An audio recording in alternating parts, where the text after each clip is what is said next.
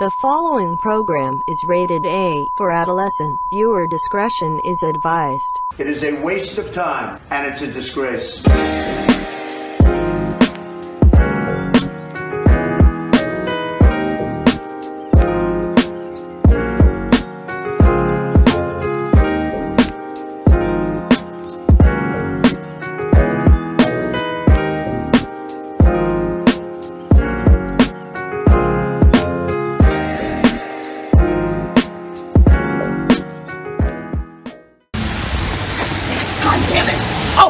Welcome to A Waste of Time. I'm Edgar, and right now, today's episode is more of a public affairs show about serious topics, so no real comedy today. Shaylin O'Brien sits down with BLM activists Michaela and Julian Edwards, and Amelia, Rosie, and Shay all sit down to talk about freedom of speech and women's rights. And special musical guest Green Steps is back with a whole new series of songs, so keep watching, won't you?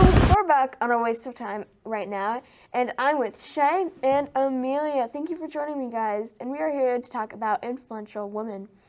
Recently, America elected its first female black vice president, and we decided to look back at the important milestones in women's power. So, how y'all doing? Pretty good. That's good, that's good.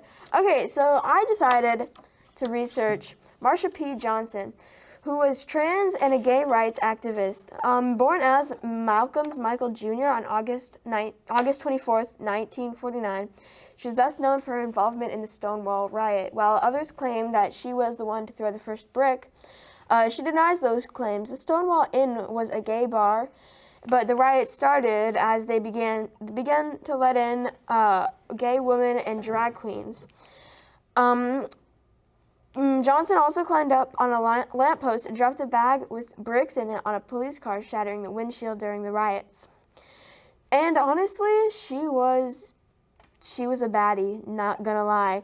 During another incident, this time Johnson was confronted by police officers for hustling in New York.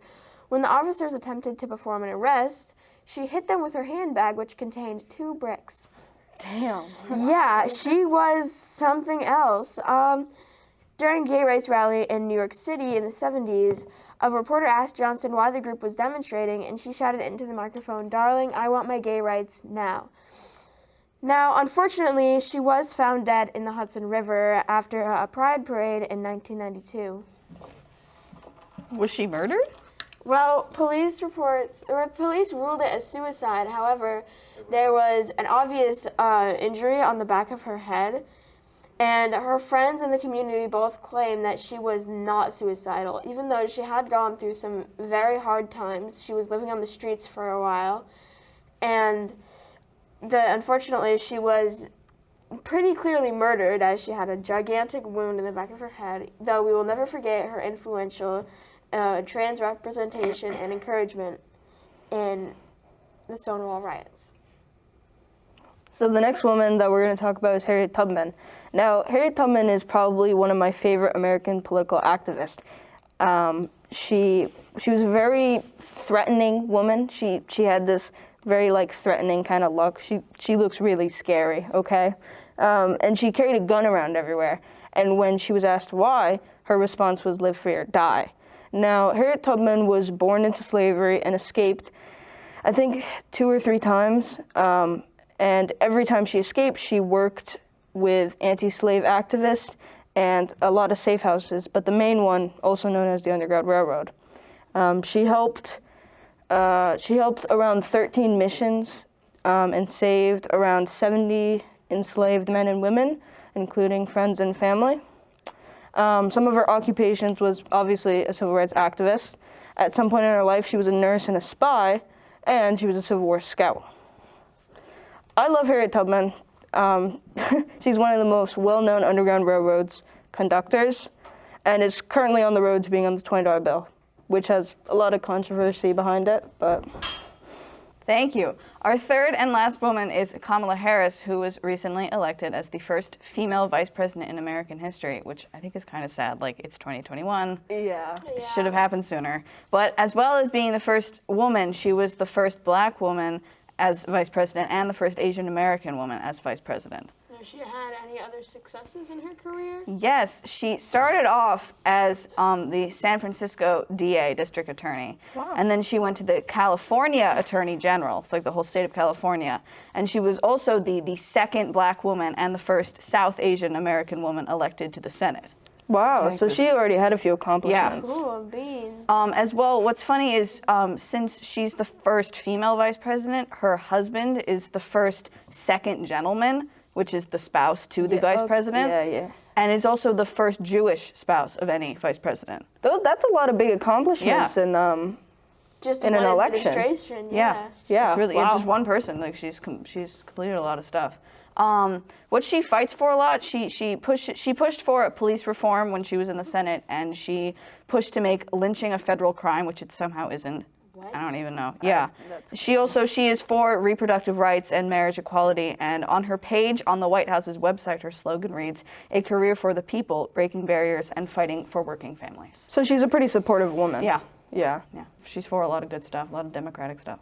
And I feel like it's time we finally have that in an administration. Yeah. Oh, yeah, definitely. Oh yeah, also Biden reversed the anti-trans bill in the military, so now trans people can join the military as their chosen gender. Yeah, So that's awesome.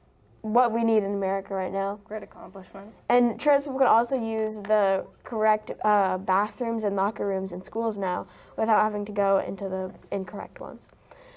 Well, that's all for us here on A Waste of Time. Thank you, Shay, and thank you, Amelia, for joining me to talk about famous and powerful women in history. And as always, peace out, losers.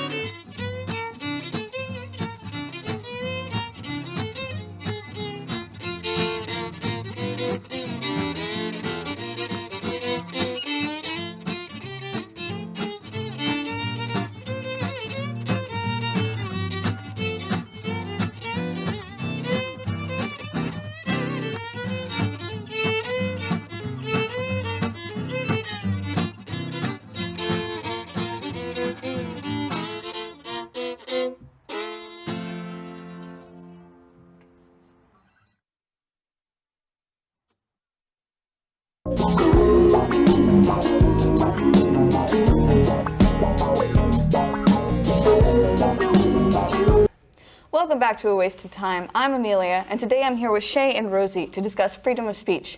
What are its limits? When will it go too far? Shay, Rosie, what do you think?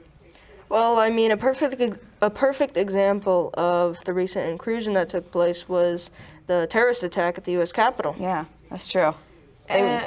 Strongly encouraged by Donald Trump. Yeah, and Twitter banned his account, which I think is perfectly fine. I mean, it's a privately owned network, and if you own this website or app and somebody just goes on spewing hate speech, false information, things that could hurt people, then it's in every one of your rights to ban them without infringing upon the user's right of freedom of speech. It's like going into somebody's house and being like, hey, you suck.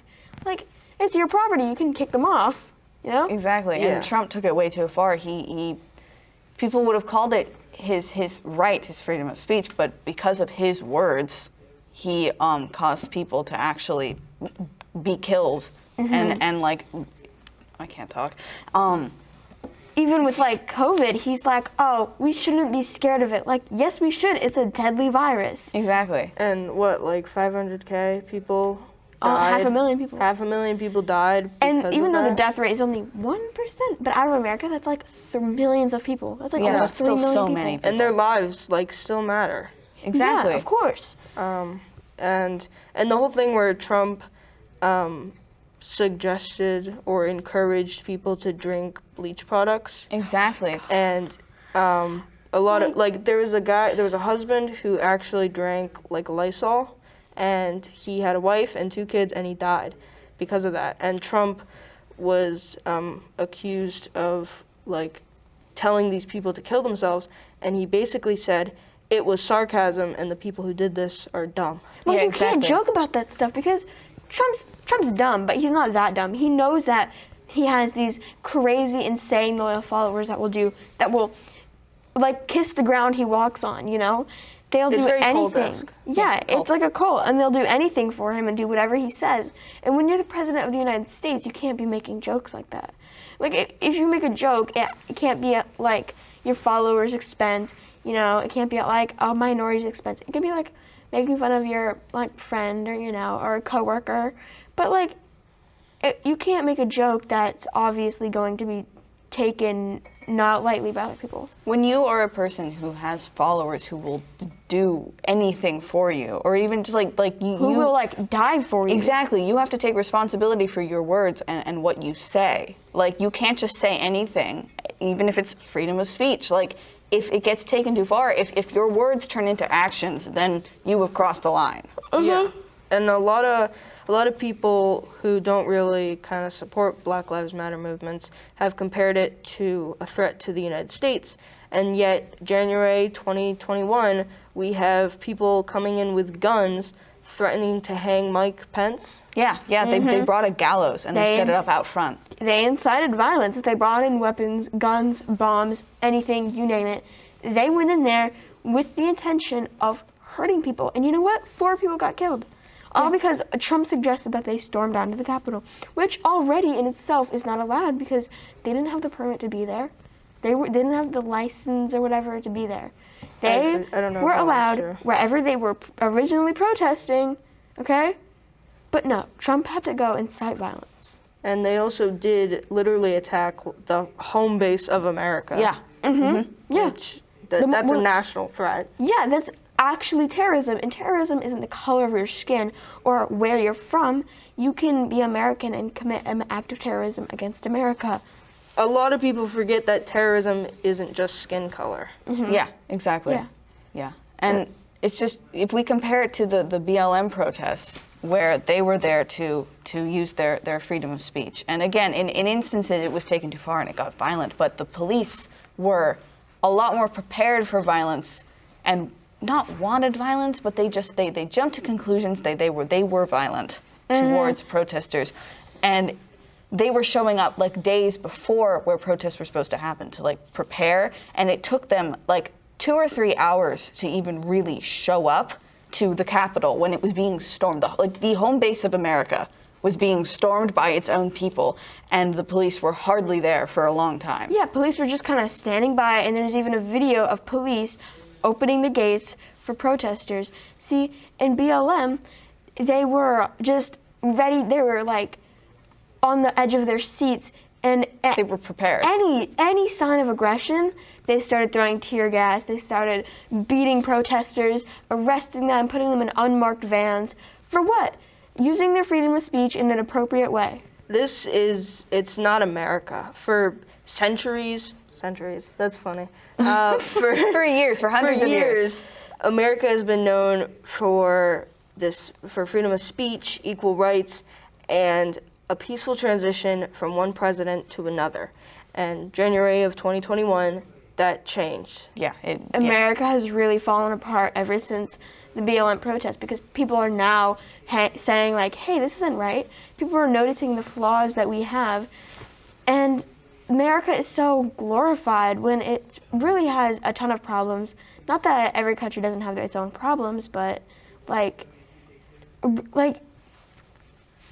our country's falling apart. The act of terrorism that took place is the kind of stuff that happens in like third world countries. Exactly. I watched, not America. There was a TV show that I was watching where they had some sort of like attack on a capital, and it was set in, I think, Venezuela. And obviously this wasn't based around an actual event, but watching it, I was like, I could just picture this happening because of the things that I've heard about like third world countries, but like now I was seeing this happening in my own country, where I would never even begin to think anything like that could happen. Right, like this is something straight out of like a dystopian sci-fi movie, you know, where that gets to the apocalypse, people are revolting against the government. A coup. Right, and like I think BLM was more like that because the government was oppressing its citizens and like murdering them. But so going back to how this line has been crossed, freedom of speech, like obviously with this one instance, not one, but this is a very prominent instance on a large scale, freedom of speech was taken too far, the line was crossed, people took action instead of just talking. And that's not a good thing, and we have to somehow figure out how to go back, but what's the problem? Can we go back? That's the question. Yeah. Wrap it up, Say. That's all the time we have today. I want to thank Shay and Rosie for being here to discuss this with me. This is a topic that we can talk about forever, but fortunately, that's all the time we have. I can't. I'm sorry. Okay, let's just do the outro again. Yeah, just I don't know what to say. Okay, just say, unfortunately, that's all the time we have for today. We could talk for a long time about this topic.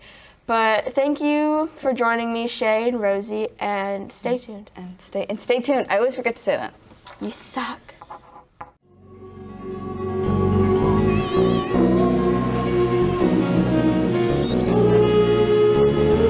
Hello, I'm Shaylin O'Brien here at A Waste of Time, and today I'm joined with Michaela Edwards, a Black Lives Matter activist here in Portland, Maine, and an organizer of an upcoming protest happening Sunday the 17th.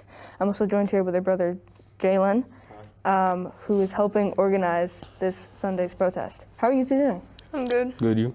Yeah. So is this the first time you guys have ever organized a protest? Yeah, it's our first time. How was the process? It's pretty good. It was a little bit hard in the middle. It was a little bit rough, but we figured it out. That's good. What made you want to start organizing a protest? Well, a lot of people saw everything going on in the world and just years and years and years, but what happened at the Capitol really just like striked it, and it just like just trying to show that like we aren't doing the same thing as what they did at the Capitol, and like showing that we're fighting for justice in our lives and trying to end police brutality, and then there's a difference in unity, in peace, not separation. Would you say that there's a difference in police behavior when it came to the protesting at the U.S. Capitol and the protesting with Black Lives Matter? Definitely. for sure. How so? The pictures online and videos that show you the Capitol steps during the Black Lives Matter protest, and then when it got raided, there's a huge difference. You see People in riot gear, like officers in riot gear. each step's lined with armed National Guard standing there with no protesters trying to get into the building. But and then with Trump supporters, there's people up on the balcony and all over the steps and just storming in and breaking windows and just in the first climbing up the wall and everything, and no one's stopping them. Yeah. And there's only like a couple officers, and most of them were like just like letting them in basically, because if that was Black Lives Matter protesters, they would have not even went up those stairs fully. So a lot of people are saying what happened in the U.S. Capitol was an act of white privilege and that those people were white supremacists. In your words, what is a white supremacist? White supremacist is somebody who is saying that the white race is superior to everybody else, pushing hate, trying to act like they're just better because of their skin color, which is completely wrong. What is the mission of the protests you're doing, and what is the mission all throughout America, Black Lives Matter movements? To raise awareness and create equality for every group of people, no privilege to anybody. Like, it's just the same, not one's better than the other. Just like everyone just needs to come together and just like fight for our just rights and basic human rights, and yeah. So you would not consider Black Lives Matter movement a political issue? No. Definitely not. Why? Because it's people fighting for their lives, trying to fight for equality. Justice. Even besides the political system, just people's actual lives. Yeah. And how they feel and how they're treated, and just yeah. What could a white person do to help fight racism? Where would they start? By spreading awareness. Educating themselves. Yeah, letting people know, going to protests. Fighting with us. It's around 32 degrees here in downtown Portland, and the protesters are currently behind me. We're gonna ask them a few questions. So what made you come here today? Again, I just think that it's a movement and not a moment. I also, especially for my children, leading by example and being on the right side of history. Do you think Black Lives Matter is a political movement? Absolutely not. It's a human rights. It's a human rights movement. There are policies and changes that are definitely going to come from the movement. However, it's all necessary to dismantle all of the racism within our society. Do you think that Black Lives Matter is a political movement? I believe that Black Lives Matter should be something that everyone is aware about, and not just a political movement, but also something that can help bring peace to all of these people who don't get the same justice as others just based on their skin color. I believe it could be considered a political movement, but I don't know if that's what it should be. What is white privilege in your own words? White privilege, I think, was pretty much put on national television on the 6th. We saw it happen. White privilege, we had a conversation about it today when we saw police circling, and we always have a plan when we go to protest, and I said, well, I don't think that the white mom in the skirt and the hat with the braid is the person who would be arrested first. That's my white privilege. And an example like this, all the more reason I have to be here to stand and protect and be in front of others. What are other ways to fight racism than just attending protests? To call out your friends and family and not allow it to stick around, and give them information that they need, even if they don't want it. There's so many ways we can fight racism in society today. Protesting is a very great thing that we can do, but a lot of people, there's a lot of negative things that could come from it.